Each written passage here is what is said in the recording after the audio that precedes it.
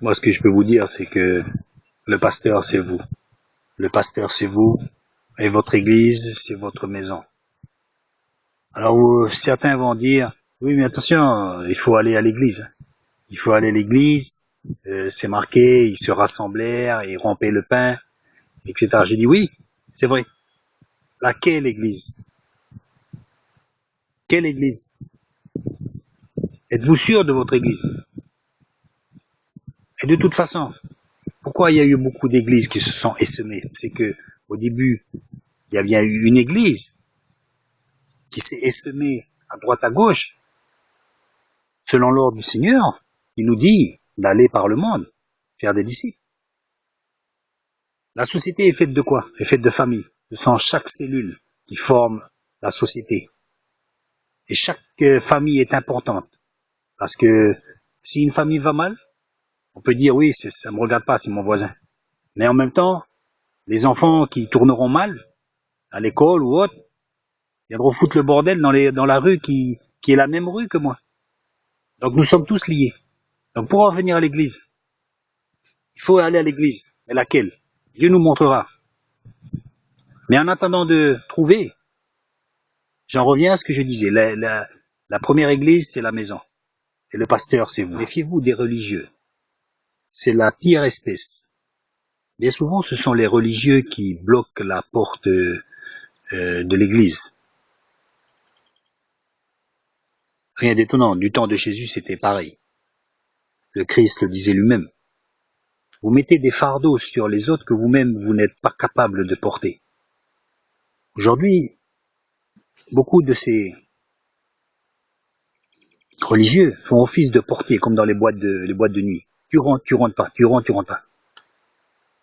L'église, ça doit être libre et gratuit, non-stop. Ça doit être pas seulement du blabla, mais ça doit être du partage, du vrai. Un peu dans le style de Actes des Apôtres, chapitre 2, où personne n'était riche ni pauvre, parce qu'ils mettaient tout en commun. Vous comprenez? Mais aujourd'hui, vous voyez votre église faire ça, vous? Et après, vous vous étonnez que les gens, ils retournent plutôt dans les foyers. Alors retournez dans les foyers, moi je vous dis, si votre église est capable simplement de vous offrir que des sermons, franchement, réformez-la ou quittez-la. Vous faites-en une. Selon l'Esprit de Dieu, vous allez faire une cellule chez vous. Et par la bénédiction du Très-Haut, vous verrez que des voisins, etc. risquent de venir et vous allez former une cellule. Vous n'êtes pas tenu. Vous n'êtes pas tenu à quoi que ce soit. La Bible, c'est un schéma. C'est pas une fin en soi. Voyez? N'abandonnez pas votre assemblée. Ça veut dire, n'abandonnez pas une assemblée digne de ce nom.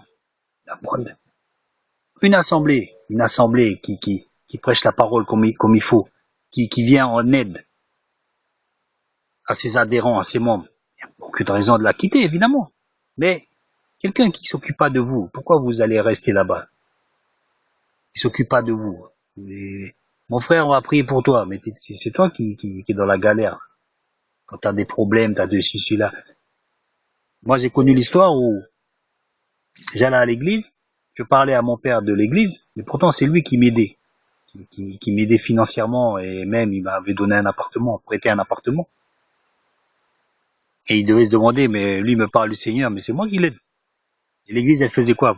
Et quand j'ai demandé à l'église, elle a clairement dit qu'elle pouvait rien faire, enfin, par le biais du pasteur, mais pour vous dire, voilà, faut être égal à soi-même, quoi. Il faut être égal à soi-même. On va pas rester dans une église il faut vraiment que, si on reste dans une église, c'est que vous savez au fond de vous que vous allez rester dans une église, pas parce que c'est marqué dans un verset, parce que vous savez dans votre cœur, comme dans votre foyer. Vous restez, pourquoi vous allez aller dans un autre foyer? Vous savez très bien dans votre cœur, un pasteur va venir vous dire c'est ton foyer. Vous le savez très bien parce que vous avez votre femme et vos enfants.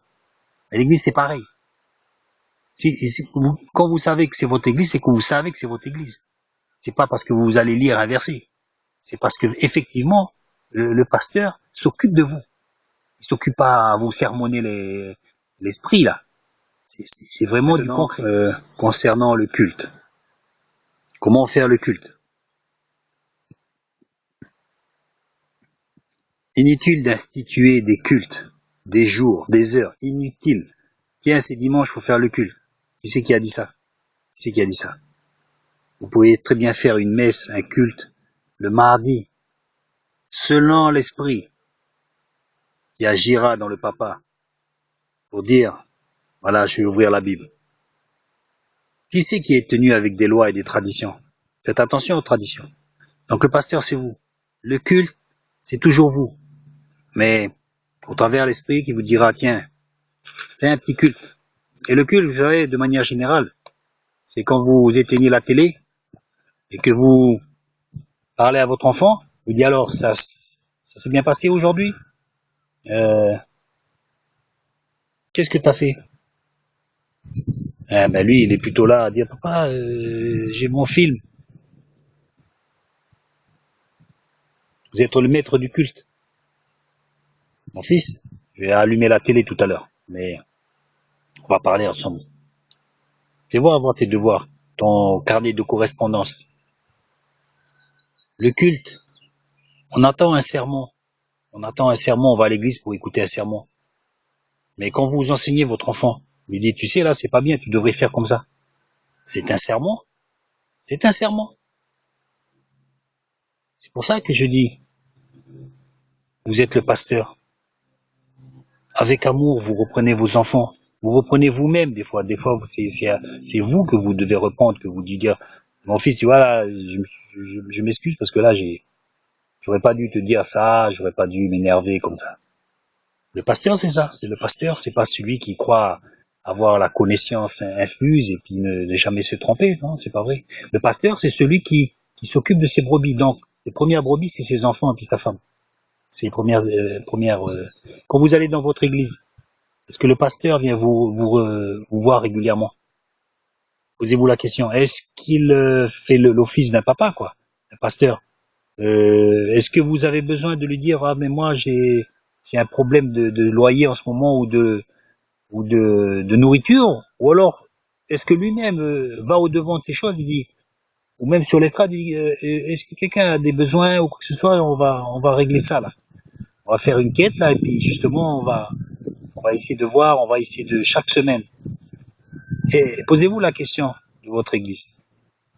Pas pour forcément la quitter, mais pour essayer à votre niveau, parce que chaque personne est utile, la réformer pour aller dans ce sens. Pour revenir au foyer, c'est ainsi. Le papa, il va quoi? Il va au travail pour donner de la nourriture. Ça, c'est le travail d'un pasteur. Il se lève le matin pour nourrir ses enfants, pas seulement avec la bouche, mais en amenant de l'argent pour donner à sa femme, pour aller faire les commissions. C'est pas la peine d'aller à Fidji faire 5 ans d'études. Hein. Si vous voulez écouter la parole de Dieu, vous allez dans le parc des enfants et puis vous écoutez les enfants. Vous tapez la discussion avec les gosses là, puis vous allez avoir certainement la parole de Dieu qui va venir. C'est très simple. Voyez? Alors méfions-nous des gens qui ont fait des longues études dans la Bible. Voyez? Parce que Jésus, lui, quand il a répondu à ceux qui voulaient lapider la femme adultère, il a répondu avec une phrase qui n'était pas dans la Torah. Donc, alors, méfiez-vous des écritures qui peuvent tuer. L'Église n'est pas là seulement à s'occuper des choses de l'Église. Elle est là aussi à s'occuper des choses de la société. Un bon exemple, c'est Martin Luther King, un pasteur de son État, qui s'occupe pas des droits civiques des Noirs. Et donc, il combattit et obtint certaines victoires du fait de son engagement. Rien de mauvais là-dedans. Je dis ça parce que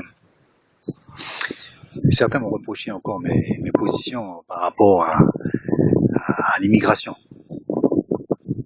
Ils me trouvaient raciste parce que je trouvais qu'il y avait trop d'immigration. Et je le dis que la France ou d'autres pays ne peuvent pas accueillir toute la misère du monde, c'est impossible. C'est pas par manque d'amour, mais par logique, simple logique. Et rappelons-le, la logique est inspirée de Dieu. Donc on n'est pas là pour dire oui, aimez-vous les uns les autres et puis accueillir quiconque ferait la demande. Soyons logiques. Donc on se fait taxer on fait taxer, mais est-ce que tu es chrétien vraiment? Est-ce que tu es chrétien? Mais je dis que le chrétien s'occupe des affaires de la société. Le Christ nous a dit rendez à César ce qui est à César et à Dieu ce qui est à Dieu. Donc on s'occupe aussi de la société. Et comme Martin Luther King s'occupa aussi des droits civiques, pasteur, mais pourtant, bon, ça lui a coûté la vie, mais je pense qu'il avait raison de faire ces choses-là. Un petit clin d'œil aussi à Luther Martin. C'est drôle, hein? Luther Martin qui, dans les années 1772, refusa de signer la Constitution américaine, justement pour des motifs, parce qu'il était contre l'esclavage. Donc, Martin Luther et Luther Martin. Luther Martin qui est l'un des pères de la nation américaine, ne l'oublions pas. Donc pour dire quoi? Pour dire que le chrétien, c'est pas qu'il peut, mais je pense qu'il doit s'occuper des affaires de la société. Il est évident que si nous sommes unis, plus nous sommes unis, comme un peu en Amérique, la puissance de l'Église peut faire basculer des votes, peut faire basculer. On n'est pas là pour subir les choses. Le chrétien doit agir. Il doit agir dans la société, à tous les leviers, sans complexe.